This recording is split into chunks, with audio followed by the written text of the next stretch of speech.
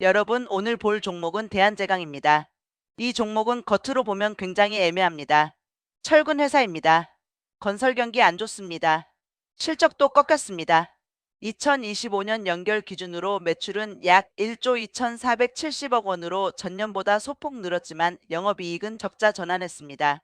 회사 측도 건설 시황 부진, 철근 판매량 감소, 단가 하락, 원가 부담 확대를 실적 악화 이유로 설명했습니다.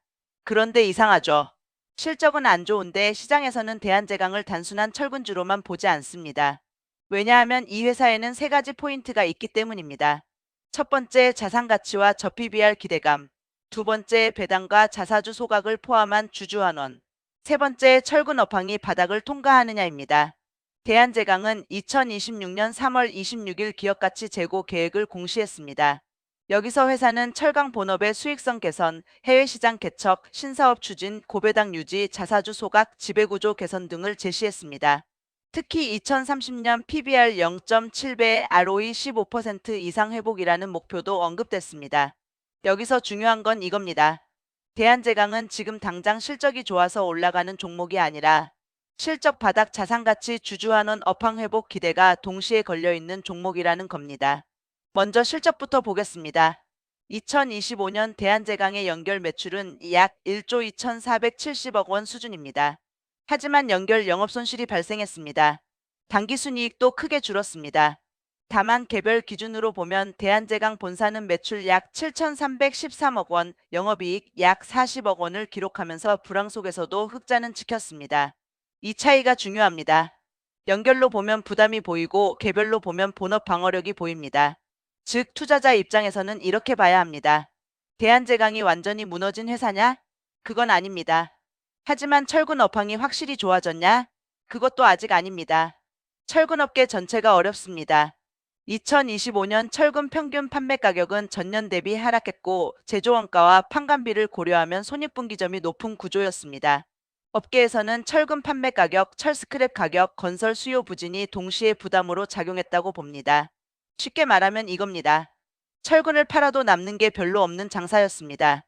건설 현장이 줄고 철근 단가가 내려가고 원가 부담은 남아있으니 제강사들이 힘들 수밖에 없었습니다. 그런데 최근 철근 시장에서는 또 다른 변화가 나옵니다. 일부 보도에서는 철근 유통가격 강세, 제강사 재고 감소, 판매량 개선 가능성이 언급되고 있습니다. 다만 이것이 진짜 업황 반등인지 일시적 수급 왜곡인지는 아직 확인이 필요합니다. 여기서 대한제강의 핵심 포인트는 주주환원입니다. 대한제강은 2025년 11월 보통주 50만 주를 소각하기로 결정했습니다. 소각 예정 금액은 약 76억 원 규모였습니다. 회사는 목적을 기업 가치와 주주 가치 제고라고 설명했습니다. 그리고 2026년 2월에는 2025년 결산 배당으로 보통주 1주당 500원 현금 배당을 결정했습니다. 배당금 총액은 약 86억 5,800만 원, 시가 배당률은 2.5%, 지급 예정일은 2026년 4월 24일이었습니다. 여기까지만 보면 괜찮습니다. 그런데 여기서 한 번 더 봐야 할 부분이 있습니다. 대한제강은 자사주를 많이 보유했던 회사입니다.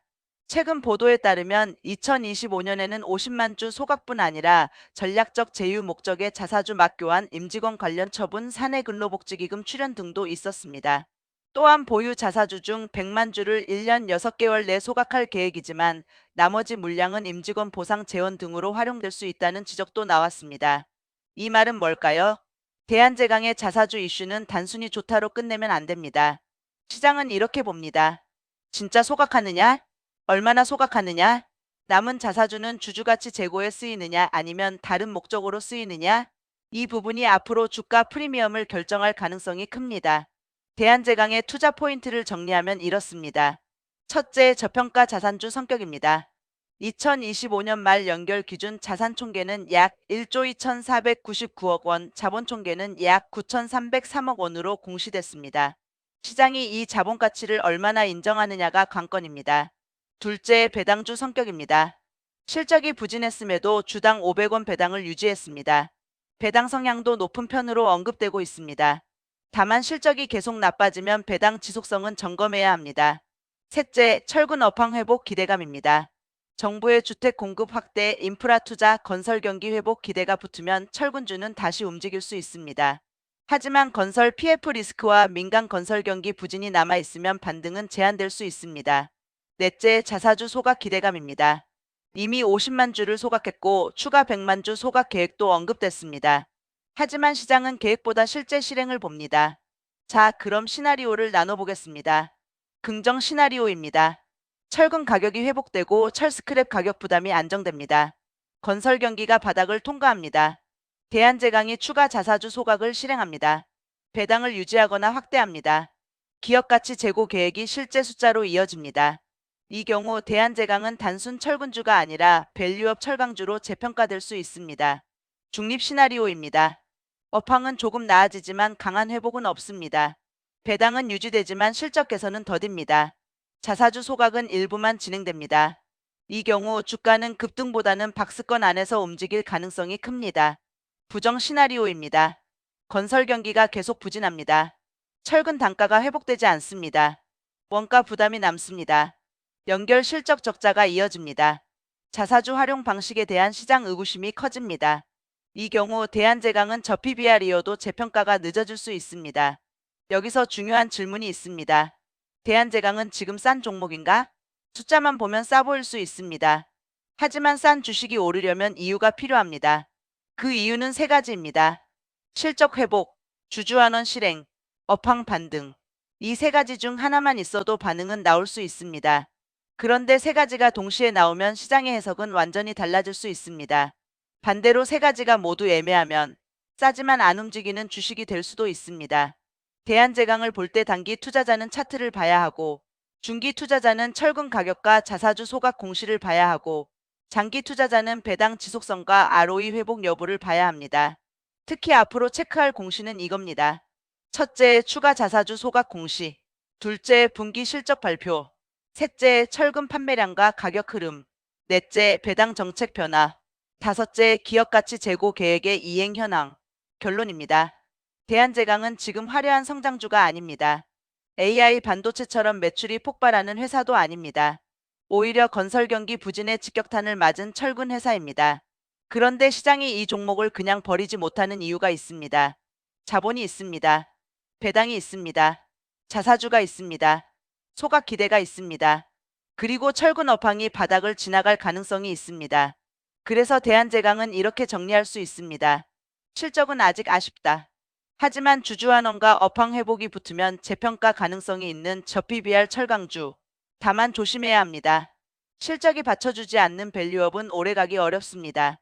자사주 소각도 말이 아니라 실행이 중요합니다. 철근 업황 회복도 기대가 아니라 숫자로 확인돼야 합니다. 따라서 대한제강은 무조건 매수할 종목이 아니라 공시와 업황을 보면서 대응해야 하는 종목입니다. 오늘 영상의 핵심은 이겁니다. 대한제강은 적자 전환이라는 악재가 있습니다. 하지만 배당 자사주 소각 저피 BR 밸류업 계획이라는 재료도 있습니다. 결국 주가는 앞으로 철근 업황이 정말 돌아서느냐, 회사가 자사주를 얼마나 진짜 소각하느냐, ROE를 회복할 수 있느냐에 달려 있습니다. 여러분은 대한제강을 어떻게 보시나요? 단순 철근주로 보시나요? 아니면 밸류업 철강주로 재평가될 가능성이 있다고 보시나요? 댓글로 의견 남겨주세요. 오늘 영상은 여기까지입니다. 투자는 항상 본인 판단과 책임으로 하셔야 합니다. 저는 다음 영상에서 더 깊은 종목 분석으로 돌아오겠습니다.